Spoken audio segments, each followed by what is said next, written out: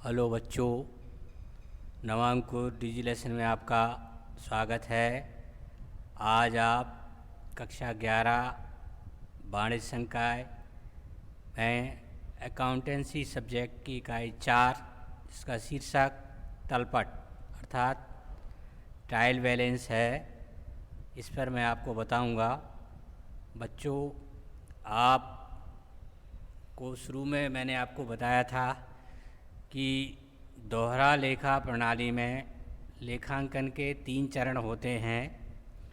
पहला जो होता है प्रारंभिक लेखा, फिर वर्गीकरण, फिर सारांश।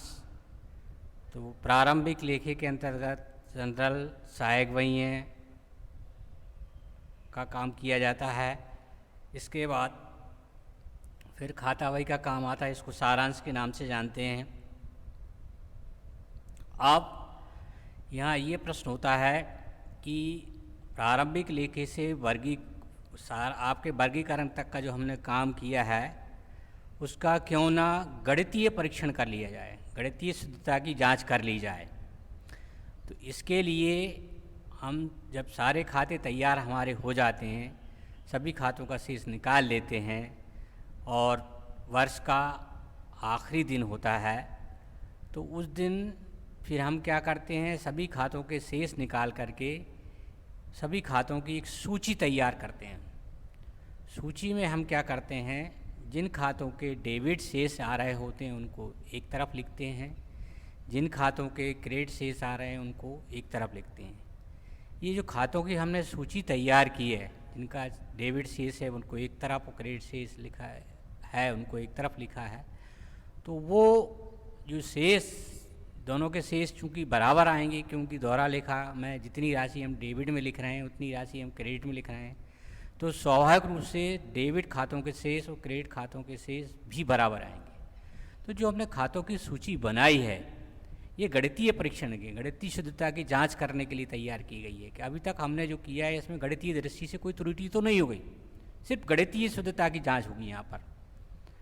तो ये जो सूची तैयार की, इसी को तलपट का नाम दिया जाता है। इसकी को ट्रायल बैलेंस, शॉर्ट में इसको टीबी के नाम से भी जानते हैं, इसको तलपट कहा जाता है। तो ऐसा करने से ये हो जाता है कि अभी तक हमने जो काम किया है वो गणितीय दृष्टि से शुद्ध है कि नहीं, ये परीक्षण हो जाता है।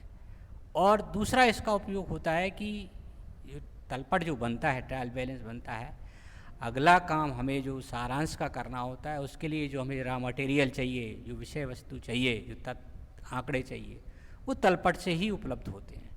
और तलपट का योग मिल जाने से, तलपट का शेष मिल जाने से ये मान लिया जाता है सामान्यतः कि अभी तक हमारे द्वारा जो क्रिया की गई है वो गणितीय दृष्टि से ठीक है और हम आगे का काम कर सकते हैं। तो इसी को हम तलपट कहते हैं। तो तलपट एक तरह से बच्चों खातों की सूची है। तलपट खातों की सूची है जिसमें जिन खातों के नाम शेष आते हैं उनको हम एक तरफ लिखते हैं, जिन खातों के जमा शेष आते हैं वो एक तरफ लिखते हैं। दोनों का योग बराबर आता है। यदि बराबर आ रहा है तो गणितीय दृष्टि से ये माना जाता है कि हमारा अभी तक का काम ठीक है। और यदि बराबर नहीं आता है तो इसका मतलब हमने कहीं त्रुटि कर दी है, उस त्रुटि को ढूंढें और ढूंढ करके उसको ठीक करें, तभी आगे बढ़ें। ये काम तलपट बनाने का उद्देश्य होता है। अब आप देखें, मैंने इसके लिए प्रश्न तैयार किए हैं कि तलपट क्या है। यहाँ ये ध्यान देना आवश्यक है कि तलपट एक तरह से दोहरा लेखा का भाग नहीं है। तलपट बनाना अनिवार्य नहीं, आवश्यक है। यदि आपको लगता है कि तलपट बिना बनाए भी हमारी सारी चीज़ें ठीक हैं तो फिर इसकी आवश्यकता नहीं है, बट अनिवार्यता नहीं है, लेकिन आवश्यक जरूर होता है इसके लिए। अब परिभाषा दी है इसमें, खाता बही में की गई खतौनी। शुरू में मैंने आपको बताया था कि जैसे ही व्यापार में कोई सौदा होता है तो जनरल या सहायक बहियों में लिखते हैं, फिर उससे खाता बही में लिखते हैं, इसको खतौनी करना कहते हैं। जनरल से खाता बही में खतौनी की गणितीय शुद्धता की जांच के लिए, यहाँ एक बात ध्यान रखना है, गणितीय शुद्धता की जांच हो रही है, मतलब जोड़ने, घटाने, लिखने में यदि कोई त्रुटि हुई है तो उसका परीक्षण होता है। आपने और किसी दूसरी तरह की गलती की है तो उसका परीक्षण इसके अंतर्गत नहीं होगा, ये बात है गणितीय का मतलब। खातों की सूची तैयार की जाती है, उसे तलपट कहते हैं। इसमें सभी खातों के नाम और जमा पक्ष के रूप में दिखाई देते हैं। तलपट को शेष परीक्षण या परीक्षा सूची या कच्चा आंकड़ा भी कहा जाता है। कच्चा आंकड़े के नाम से भी इसको जाना जाता है। अब इसकी विशेषताएं क्या होती हैं, देखो। तलपट सभी खातों की एक सूची है। हमारी खाता बही में जितने भी सब खाते खुले हैं सबके शेष लिखे जाते हैं। डेबिट को डेबिट में लिखते हैं और क्रेडिट को क्रेडिट में लिखते हैं। इसे एक सादा कागज़ पर तैयार किया जाता है। इससे स्पष्ट होता है कि दोहरा लेखा प्रणाली का भाग नहीं है, अर्थात इसके लिए कोई बहियाँ या रजिस्टर नहीं होते हैं। एक कागज़ पर बना करके और फाइल में लगा लेते हैं। तीसरी बात इसमें है कि इससे अंतिम खाते तैयार किए जाते हैं, अर्थात जो सारांश वाला काम करेंगे अपन आगे सीखेंगे, जिनको अंतिम खाते या वित्तीय विवरण के नाम से हम जानते हैं, वो इसकी विशेषता होती है, इसके लिए काम आता है ये। चौथी विशेषता इसमें होती है कि यह खातों के दोनों पक्षों के योग या शेष को दर्शाने वाला विवरण होता है। दोनों पक्षों के योग, या तो योग विधि से बनाते हैं तो योग को दिखाता है, और शेष विधि से बताते हैं तो शेष को दिखाता है। बनाने की इसकी 4 विधि हैं, इस पर आगे चर्चा करेंगे। योग विधि से भी बना सकते हैं और शेष विधि से। शेष विधि से बनाया गया तलपट आधुनिक तलपट होता है और उपयोगी होता है, ज़्यादा उपयोगी माना जाता है, बट योग विधि से भी तलपट तैयार किया जाता है। तलपट के दोनों पक्षों का मिलान से खाता बही की गणितीय शुद्धता की जांच करना होता है। ये फिर से एक बात दोहराई गई है कि गणितीय शुद्धता की जांच होगी। अन्य किसी तरह की यदि आपसे त्रुटि हो गई है तो उसका पता तलपट से नहीं पड़ेगा। गणितीय शुद्धता का मतलब हो गया जोड़ने, घटाने, लिखने में, अंक परिवर्तन करने में कोई आपने त्रुटि कर दी है तो उसका इससे पता चल जाता है और आगे का काम हमारा सही मान लिया जाता है। ये माना जाता है तलपट का यदि योग मिल गया है तो वो पीछे तक हमने जो भी लिखने का, लेखांकन का काम किया है, बही खाते का जो काम किया है वो सही है और आगे का काम उसको।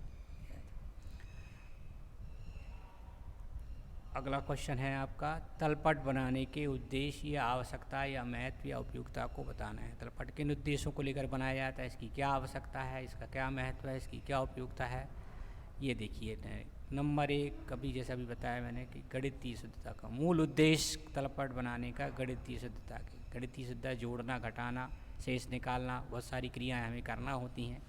उनमें जोड़ने, घटाने, इधर से शेष, आगे से शेष पीछे ले जाना, पीछे से आगे लाना, ये सब करने में कहीं कोई त्रुटि हो सकती है तो उसकी परीक्षण इससे हो जाता है। तीसरा उद्देश्य है, इससे अंतिम खाते बनाने के लिए सामग्री मिलती है। अंतिम खाते जिनको वित्तीय विवरण कहा जाता है, आधुनिक नाम वित्तीय विवरण तैयार करने के लिए जो सामग्री चाहिए वो तलपट से ही प्राप्त होती है। सारांश बनाने के लिए हम तलपट का ही सहारा लेते हैं, तलपट के आधार पर तैयार करते हैं, ये इसकी उपयोगिता है। और तीसरा उद्देश्य है देनदार व लेनदारों की जानकारी। देनदार वे व्यक्ति होते हैं जिनसे हमें पैसा लेना होता है, जिनको सामान्यतः हम उधार माल बेचते हैं वो देनदार होते हैं, जिनसे हम उधार माल खरीदते हैं वो लेनदार होते हैं। तो कुल देनदार हमारे कितने हैं, कुल लेनदार कितने हैं, इसकी जानकारी भी हमें तलपट से प्राप्त हो जाती है, ये भी इसका एक महत्व उपयोगिता है। संपत्ति व दायित्वों की जानकारी, तलपट बनाने से संपत्तियों व दायित्वों की जानकारी भी मिलती है कि हमारी कितनी संपत्ति हैं और कितने दायित्व हैं। खातों के शेषों का मिलान, तलपट से किसी भी खातों के शेष सरलता व शीघ्रता से जाना जा सकता है। ये भी इसका एक फ़ायदा होता है कि हम प्रत्येक खाते के शेष की जानकारी आसानी से हमें उपलब्ध हो जाती है कि किस खाते का नामे शेष है, किस खाते का जमा शेष है, किससे लेना है, किसका देना है। इन शेषों का हमारे लिए, व्यापारी के लिए, व्यक्ति के लिए बहुत उपयोगी होता है। ये इसकी उपयोगिता हो गई। अब तलपट बनाने की विधियों के नाम लिख रहे हैं। तलपट बनाने की वैसे बच्चों कई पुस्तकों में 3 विधियाँ दी हैं, कई पुस्तकों में 4 विधियाँ दी हैं, तो अपन मोटे तौर पर चारों विधियों का अध्ययन कर लेते हैं कि 4 विधियाँ कौन कौन सी हैं। और शेष विधि से बताई जाती है तलपट आधुनिक तलपट माना जाता है, उत्तम माना जाता है और यही उपयोगी होता है। यहाँ ये बात दोहराना आवश्यक है कि अब चूँकि युग कंप्यूटर का युग आ गया है तो GST भी हमारे देश में लागू हो चुका है। तो ऐसी स्थिति में जो व्यक्ति लेखांकन का काम हाथ से या मैनुअल करते हैं वो उस स्थिति में तलपट बनाने की नौबत आती है और वहीं गणितीय परीक्षण की नौबत आती है। अब कंप्यूटर का युग है तो लोग जो अकाउंटिंग का काम है कंप्यूटर से करते हैं, तो ऐसी स्थिति में कई प्रकार के लेखांकन के लिए सॉफ्टवेयर आ गए हैं, उनसे आसानी से तलपट बन जाता है, उसमें गणितीय त्रुटियां होने का प्रश्न ही नहीं होता है। ऑपरेटिंग त्रुटियां हो सकती हैं, तो ऑपरेटिंग त्रुटियां ऑपरेटर के कारण होती हैं, तो ऑपरेटिंग त्रुटियां तलपट से पता नहीं चलती हैं। तो जब कंप्यूटर का युग है, सॉफ्टवेयर से हम काम कर रहे हैं, तो ऐसी स्थिति में फिर तलपट बनाने का एक तरह से महत्व कम हो जाता है। जो लोग आज भी मैनुअल काम करते हैं, हाथ से काम करते हैं, वहाँ उनके लिए बनाना होता है। बट जीएसटी है, जीएसटी की स्थिति में अब अकाउंटिंग काम हाथ से करना मुश्किल काम है। अब चलिए योग विधि के विषय में बात करते हैं। इस विधि के अंतर्गत खाता बही के सभी खातों के नाम, पक्ष के योग और नामे कॉलम में लिख लेते हैं। जैसे कि मैंने आपको बताया कि सबसे पहले जब बही खाते का काम करते हैं, लेखांकन काम करते हैं, तो सौदों को जनरल में लिखते हैं, सहायक बहियों में लिखते हैं। जनरल से फिर हम खाता बही में लिखते हैं। खाता बही एक लेखांकन की पुस्तक होती है, प्रधान पुस्तक होती है, प्रमुख पुस्तक होती है। जब साल भर तक सभी खातों में लेखे हो जाते हैं, डेबिट को डेबिट में लिखते हैं और क्रेडिट को क्रेडिट में लिखते हैं नियम अनुसार, और जब पूरा साल हो जाता है तो हम प्रत्येक खाते के दोनों पक्षों का योग लगाते हैं। तो यहाँ नामे पक्ष के योग को नामे वाले कॉलम में लिखेंगे तलपट बनाते समय, और जमा पक्ष के योग को जमा वाले कॉलम में लिखते चले जाते हैं। तो ये योग विधि कहलाती है, योग विधि के नाम से जानी जाती है। इसमें सभी खाते आते हैं, चाहे किसी खाते का योग बराबर हो या ना हो, या किसी का एक पक्ष हो या दोनों पक्ष हों। जितने भी खाते खाता बही में खुले हैं, सभी खातों का जोड़ लगाएंगे। जोड़ में जो नामे योग आएगा उसको नामे वाले कॉलम में लिख देंगे, और जमा आएगा वो जमा वाले कॉलम में लिख देंगे। इसके बाद तलपट के दोनों पक्षों का योग लगाते हैं। यदि तलपट के दोनों पक्षों का योग बराबर आ रहा है तो खातों की गणितीय शुद्धता मानी जाती है। इस विधि से तैयार किए गए तलपट का योग जनरल के योग के बराबर होता है, ये इसकी विशेषता होती है। लिखने के बाद दोनों पक्षों का योग लगा लेते हैं। दोनों पक्षों का योग बिल्कुल बराबर आना चाहिए, क्योंकि जितनी राशि हमने डेबिट में लिखी है उतनी ही हम क्रेडिट में, ये दोहरा लेखा का नियम है, जितनी राशि से हम डेबिट करते हैं उतनी से ही क्रेडिट। तो इस विधि से तैयार किया गया जो तलपट है उसका योग जनरल के योग के बराबर आता है।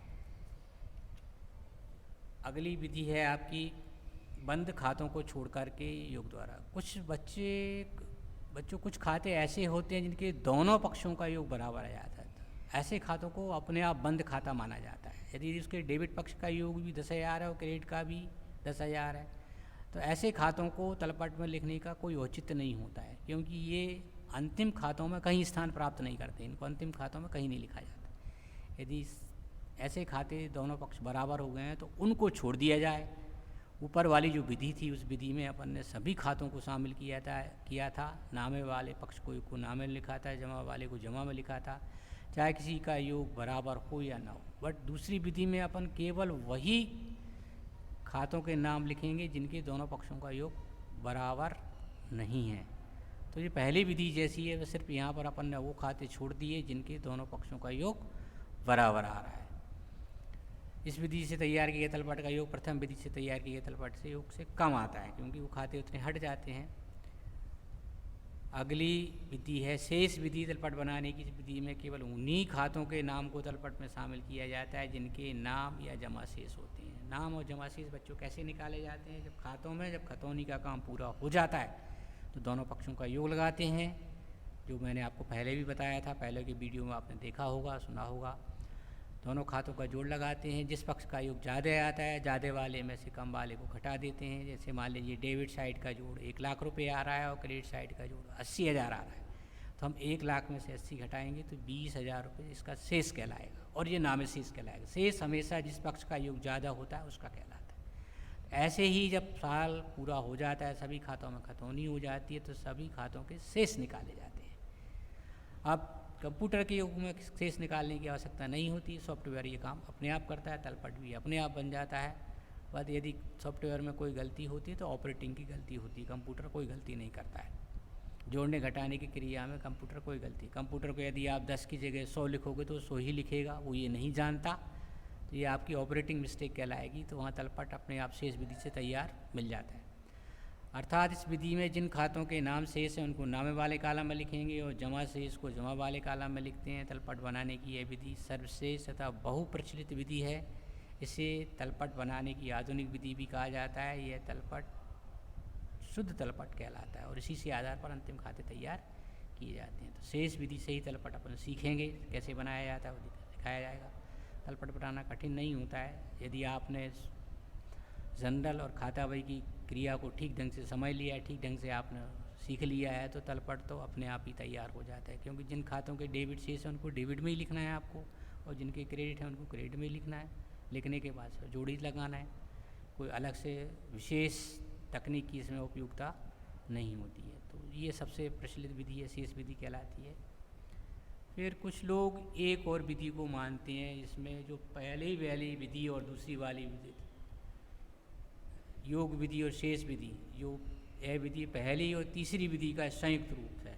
इसमें अर्थात रकम के 4 कॉलम बनाए जाते हैं। योग विधि के कॉलम को योग में लिखते हैं और शेष विधि के कॉलम को शेष में। तो इस तरह से हमें अतिरिक्त जानकारी एक ही जगह पर मिल जाती है। तो इस विधि से भी तलपट तैयार किया जाता है, लेकिन विशेष उपयोगिता इसकी नहीं होती है। तो ये तलपट बनाने की 4 विधियाँ हुई। योग विधि, बंद खातों को छोड़ करके योग विधि, शेष विधि जो आधुनिक विधि हुई, योग व शेष विधि हो गई। अब क्या तलपट खातों की शुद्धता का अचूक प्रमाण है? ये प्रश्न उठता है कि अभी अपन ने, जैसे हमने बताया, गणितीय शुद्धता के लिए हमने तलपट तैयार किया है, तो क्या ये तलपट हमने जो बना लिया है शुद्धता का अचूक प्रमाण है? तो इसका उत्तर ना है।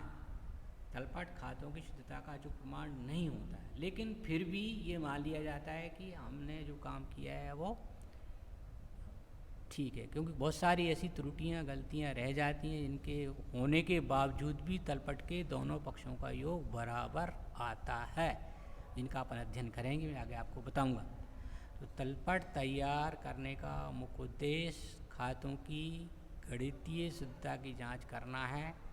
तलपट का योग मिल जाने के बाद भी कुछ ऐसी त्रुटियां होती हैं जो तलपट के जोड़ को प्रभावित नहीं करती हैं, अर्थात तलपट खातों की गणितीय शुद्धता का अचूक प्रमाण नहीं हुआ। यदि किसी व्यक्तिगत खाते के दोनों पक्षों में समान राशि कम या अधिक लिख दी जाए तो भी तलपट का जोड़ मिल जाता है।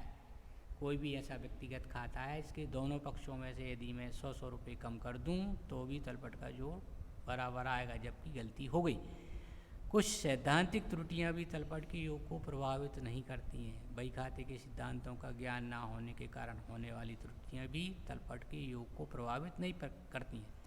इस प्रकार अनेक त्रुटियों के बाद भी तलपट का योग समान आ जाता है। अतः हम कह सकते हैं कि तलपट खातों की शुद्धता का अचूक प्रमाण नहीं है। फिर भी यदि हमने काम सावधानी पूर्वक किया है तो तलपट को हम ये मानते हैं कि अभी तक का काम हमारा ठीक है और ज़्यादा परीक्षण करने की आवश्यकता नहीं है।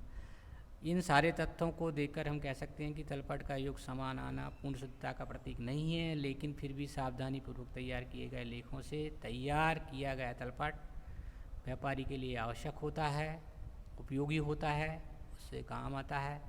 अतः हम तलपट तैयार करके हम खातों की गणितीय शुद्धता का परीक्षण कर सकते हैं, बट सावधानी की आवश्यकता होती है। सावधानी हम प्रारंभ से ही रखें। जब जनरल करें तो बड़ी एकाग्रतापूर्ण सावधानीपूर्वक खातों को डेबिट क्रेडिट करें, राशियाँ देकर लिखें, सावधानी से लिखें।